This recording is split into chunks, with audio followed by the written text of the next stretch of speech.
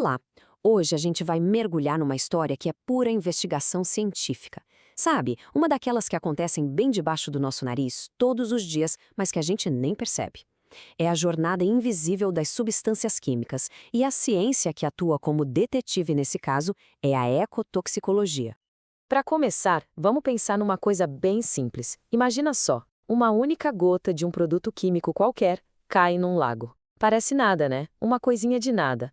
Mas, para onde será que ela vai? Que vida ela vai encontrar pelo caminho? Solucionar esse mistério é a missão da ecotoxicologia.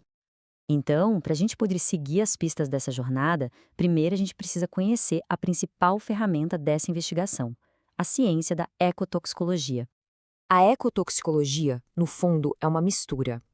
É o ponto de encontro entre a toxicologia, que é o estudo dos venenos, e a ecologia, que é o estudo das casas dos seres vivos, os ecossistemas. O foco dela não é só entender como uma substância afeta um único bicho, mas sim como esse efeito vai se espalhando, sabe? Afetando populações inteiras e às vezes o equilíbrio de um ambiente natural completo. E os principais suspeitos dessa nossa história são os xenobióticos. É um nome meio complicado para uma ideia bem simples. São substâncias estranhas a um sistema vivo. Pensa em pesticidas, plásticos, metais pesados, basicamente qualquer composto que não deveria estar ali naturalmente. São esses estranhos no ninho que a ecotoxicologia fica de olho. Ok, então a gente já sabe quem são os nossos suspeitos. Agora, vamos começar a rastrear a jornada deles. Como é que um xenobiótico sai da sua fonte e entra de vez no ecossistema? Olha, uma vez que uma substância tóxica é liberada, ela não fica quieta num canto. Ela viaja. Ela pode evaporar e ir para o ar, na atmosfera, pode ser levada pelos rios, na hidrosfera, se infiltrar no solo, na litosfera, ou, claro, ser absorvida pela biota, que é o conjunto de todos os seres vivos. E o mais importante aqui é que todos esses compartimentos estão ligados, o que permite que um contaminante dê a volta ao mundo. E quando um desses xenobióticos finalmente entra num organismo? Aí começa uma outra jornada, só que interna, que a gente chama de toxicocinética. Primeiro, a substância é absorvida. Depois, ela é distribuída pelo corpo, geralmente pelo sangue. Aí o corpo tenta metabolizar, ou seja, transformar essa substância em algo menos perigoso e mais fácil de botar para fora. E por fim, a excreção, que é a tentativa de eliminar o intruso. O problema é que essa última etapa nem sempre dá certo. E é exatamente aí, quando as substâncias não são eliminadas, que a jornada fica perigosa de verdade, porque elas começam a subir, a escalar a cadeia alimentar. O primeiro passo dessa escalada é a bioacumulação. Pensa nisso como se fosse uma conta bancária de toxinas. O organismo deposita a substância muito mais rápido do que consegue sacar.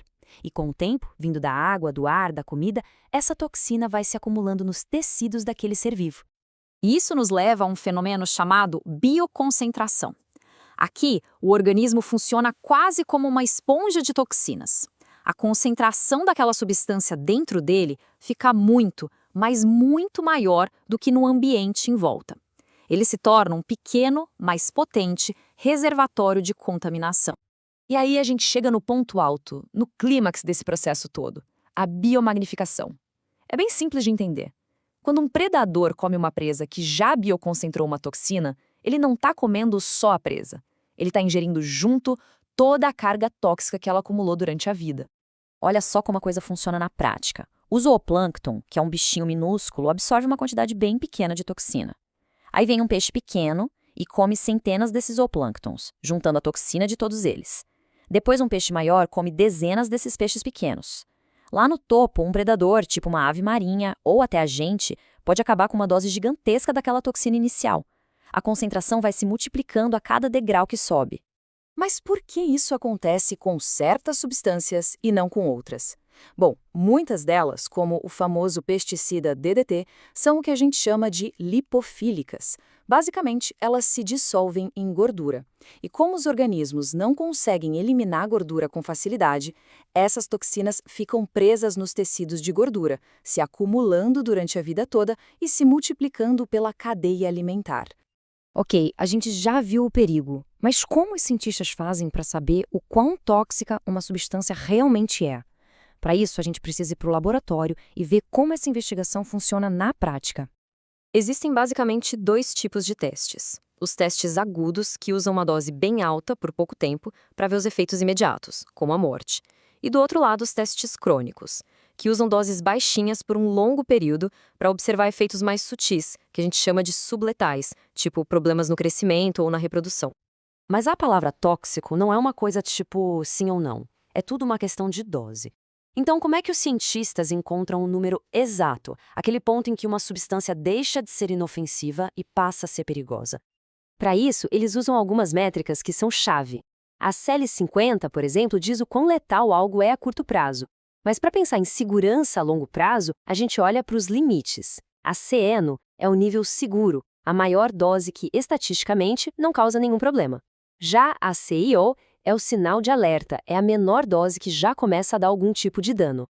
É com base nesses números que as leis de proteção ambiental são criadas. E quem é que fornece esses dados tão importantes? Não são máquinas, não são computadores, são organismos vivos, os verdadeiros heróis anônimos dessa ciência. Espécies como a pulga d'água, bactérias que brilham no escuro, o peixe-zebra e até minhocas são usados como bioindicadores. A saúde deles, a capacidade de se reproduzir ou até a intensidade do brilho que eles emitem pode nos dizer exatamente o quão tóxico um ambiente se tornou. Eles são, na prática, os nossos sistemas de alarme biológicos. Certo, agora vamos juntar todas as peças. Por que todo esse trabalho de laboratório, todo esse rastreamento de jornadas invisíveis, por que tudo isso realmente importa no nosso dia a dia?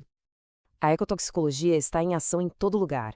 É ela que ajuda a gente a monitorar a saúde dos nossos rios e do nosso solo, a decidir se um produto químico novo é seguro para ir para o mercado e a definir leis que protegem tanto a vida selvagem quanto a nossa própria saúde. É a ciência por trás da limpeza de áreas contaminadas e que nos ensina a evitar novas contaminações. No fim das contas, o grande objetivo é ser proativo.